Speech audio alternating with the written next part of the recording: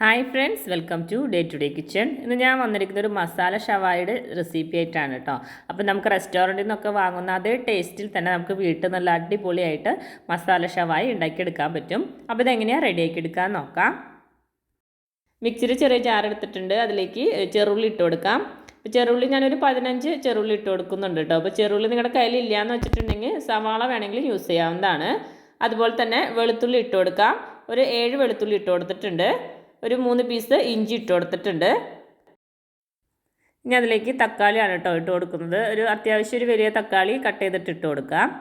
അതുപോലെ തന്നെ കുറച്ച് മല്ലിയില ഇട്ട് കൊടുക്കാം. ഇനി അതിലേക്ക് മല്ലിപ്പൊടി ഇട്ട് കൊടുക്കാം. ഒരു 1/2 ടീസ്പൂൺ മല്ലിപ്പൊടി ഇട്ട് കൊടുക്കാം. അതുപോലെ തന്നെ കുറച്ച് മഞ്ഞൾപ്പൊടി ഇട്ട് കൊടുക്കാം. ഇനി അതിലേക്ക് കുറച്ച് ഗരം മസാലയും കൂടി ഇട്ട് കൊടുക്കുന്നുണ്ട്. ഇനി ആവശ്യത്തിനുള്ള ഉപ്പും കൂടി ഇട്ട് കൊടുക്കാം. ഇനി അതിലേക്ക് ഒരു ടേബിൾ സ്പൂൺ വിനീഗറാണ് ഒഴിച്ചു കൊടുക്കുന്നത്. ഇനി ഞാൻ ചൂടുവെള്ളത്തിൽ കുറച്ച് നേരം ഒന്ന് സോക്ക് ചെയ്യാൻ ഇട്ടിട്ടുണ്ടായിരുന്നു കേട്ടോ. ഞാനിപ്പോൾ ഇവിടെ വറ്റൽമുളകാണ് എടുത്തിരിക്കുന്നത്. ഒരു 8 വറ്റൽമുളക് ഞാൻ അതിലേക്ക് ഇട്ട് കൊടുക്കുന്നുണ്ട്. ഇപ്പോൾ ഇതിന് പകരം നിങ്ങൾക്ക് കാശ്മീരി മുളക് വേണമെങ്കിൽ യൂസ് ചെയ്യാവുന്നതാണ്. അപ്പോൾ കാശ്മീരി മുളക് യൂസ് ചെയ്തിട്ടുണ്ടെങ്കിൽ നമ്മുടെ ചിക്കനൊക്കെ നമ്മൾ കടയിൽ നിന്നൊക്കെ വാങ്ങുന്ന ആ കളറിൽ നല്ല റെഡിഷ് കളറിൽ തന്നെ നമുക്ക് കിട്ടും. അപ്പോൾ ഈ മുളകാണെങ്കിൽ കുറച്ച് ഒരു 8 എണ്ണം എടുത്താൽ മതി. കാശ്മീരി മുളകാണ് എടുക്കണമെന്ന് വെച്ചിട്ടുണ്ടെങ്കിൽ ഒരു 15 എണ്ണം എടുക്കണം കേട്ടോ. ഞാനിപ്പോൾ നന്നായിട്ട് ഇതുപോലെ അരച്ചെടുത്തിട്ടുണ്ട്. നമ്മൾ വെള്ളമൊന്നും ചേർത്തിട്ടില്ല, തക്കാളിയിലൊക്കെയുള്ള വെള്ളം കൊണ്ട് തന്നെ മിക്സാക്കി കിട്ടിയേക്കുന്നതാണ്. അപ്പോൾ ഇതുപോലെ നല്ല പേസ്റ്റ് പോലെ അരച്ചെടുത്തിട്ടുണ്ട്. ഞാനിപ്പോൾ ഇവിടെ ചിക്കൻ്റെ ലെഗാണ് കേട്ടോ എടുത്തിരിക്കുന്നത്. ലെഗ് അല്ലെങ്കിൽ നമുക്ക് ഫുൾ ചിക്കനായിട്ട് അങ്ങനെ തന്നെ കട്ടൊന്നും ചെയ്യാണ്ട് അങ്ങനെ തന്നെ നമുക്ക് മസാല പുരട്ടി കൊടുത്തുണ്ടാക്കാം. അല്ലെങ്കിൽ ഇച്ചിരി കൂടി വലിയ പീസായിട്ട് നിങ്ങളുടെ ഇഷ്ടത്തിനനുസരിച്ച് ചിക്കൻ പീസ് നമുക്ക് എടുക്കാവുന്നതാണ്. ഇനി നമുക്ക് ഇതൊന്ന് ജസ്റ്റ് ഒന്ന് ഫോർക്ക് വെച്ചിട്ട് ഞാനൊന്ന് കുത്തി കൊടുക്കുന്നുണ്ട്. ഇനി നമ്മൾ മിക്സിയിൽ അരച്ച് വെച്ച ആ പേസ്റ്റ് അതിലേക്ക് ഇട്ട് കൊടുത്തിട്ട് നന്നായിട്ട് ആ ചിക്കനിലേക്ക് നന്നായിട്ടൊന്ന് പുരട്ടി കൊടുക്കാം. അപ്പോൾ ഇനി ഇതൊരു 3/4 മണിക്കൂറെങ്കിലും നമുക്കൊന്ന് വെയിറ്റ് ചെയ്യണം. ഞാനിപ്പോൾ 3/4 മണിക്കൂർ ഫ്രിഡ്ജിലേക്ക് മാറ്റി വെക്കുന്നുണ്ട്. അതിൽ കൂടുതൽ നേരം വെച്ചിട്ടുണ്ടെങ്കിൽ അത്ര നല്ലതാണ് കേട്ടോ. അപ്പോൾ അതിന് വേണ്ടിയിട്ട് നമുക്ക് ഒരു 3/4 മണിക്കൂർ ഫ്രിഡ്ജിലേക്ക് മാറ്റി വയ്ക്കാം.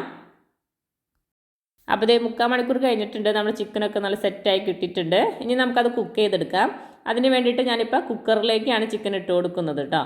എല്ലാം അതിലേക്ക് ഇട്ട് കൊടുക്കാം. ചിക്കൻ്റെ പീസസും അതുപോലെ തന്നെ നമ്മൾ അരച്ച പേസ്റ്റിൻ്റെ ബാക്കിയൊക്കെ ഉണ്ടല്ലോ, എല്ലാ മസാലയും അതിലേക്ക് ഇട്ട് കൊടുക്കാം. നന്നായിട്ടൊന്ന് മിക്സാക്കി കൊടുക്കാം. അതിനുശേഷം അതിലേക്ക് ഞാൻ കുറച്ച് വെള്ളം ഒഴിക്കുന്നുണ്ട് കേട്ടോ, അധികമൊന്നും വേണ്ട. ഒരു 2 ടേബിൾ സ്പൂൺ വെള്ളം ഒഴിച്ച് കൊടുത്തിട്ട് നമുക്ക് ചിക്കൻ നന്നായിട്ടൊന്ന് കുക്ക് ചെയ്തെടുക്കാം. ഇതേ നമ്മുടെ ചിക്കൻ ഞാനിപ്പോൾ ഇവിടെ കുക്ക് ചെയ്തെടുത്തിട്ടുണ്ട്. നമ്മുടെ ചിക്കനൊക്കെ നന്നായിട്ട് കുക്കായി വന്നിട്ടുണ്ട് കേട്ടോ. ഇനി നമുക്ക് ഇതിന് ചിക്കൻ്റെ പീസസ് മാത്രം എടുത്തിട്ട് നമുക്കതൊന്ന് ഫ്രൈ ചെയ്തെടുക്കണം. അതിന് വേണ്ടിയിട്ട് ഞാനിപ്പോൾ ഇവിടെ ഒരു പാൻ വെച്ച് കൊടുത്തിട്ടുണ്ട്. അതിലേക്ക് ഞാനിപ്പോൾ ഓയിൽ ഒഴിച്ച് കൊടുക്കുന്നുണ്ട്. ഓയിലൊന്ന് ചൂടായി കഴിയുമ്പോൾ നമുക്ക് ചിക്കൻ്റെ ഓരോ പീസസായിട്ട് അതിലേക്ക് ഇട്ടിട്ട് ഒന്ന് ഷാലോ ഫ്രൈ ചെയ്തെടുക്കാം. അപ്പോൾ ചിക്കൻ്റെ പീസസ് തിരിച്ചും മറിച്ചിട്ടിട്ട് ജസ്റ്റ് ഒന്ന് ഫ്രൈ ചെയ്തെടുക്കുന്നുണ്ട്.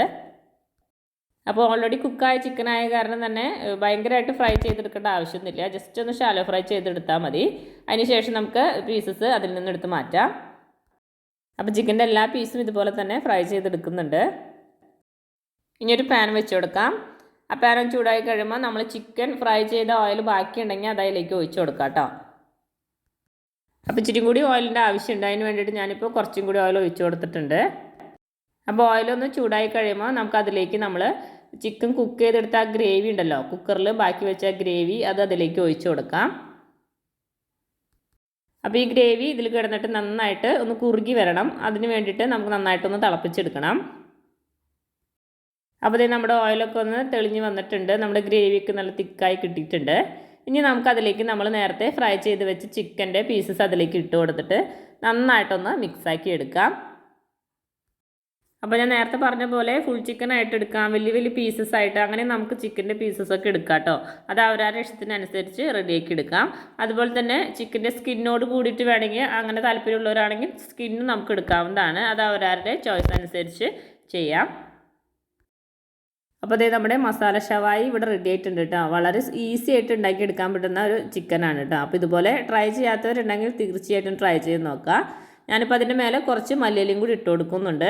ആ മല്ലിയില ഇട്ടിട്ട് നന്നായിട്ടൊന്ന് മിക്സാക്കി കൊടുക്കുക. അപ്പോൾ നമ്മുടെ മസാല ഷവായി ഇവിടെ റെഡി ആയിട്ടുണ്ട്. അപ്പോൾ നമുക്കിത് കുബൂസിൻ്റെ കൂടെയാണ് മെയിനായിട്ട് റെസ്റ്റോറൻറ്റിലൊക്കെ നമുക്ക് കിട്ടുക. അപ്പോൾ കുബൂസൊക്കെ കിട്ടാത്തവരുണ്ടെങ്കിൽ ചപ്പാത്തിൻ്റെ കൂടെയും ബ്രെഡിൻ്റെ കൂടെയൊക്കെ നമുക്കിത് കഴിക്കാവുന്നതാണ്.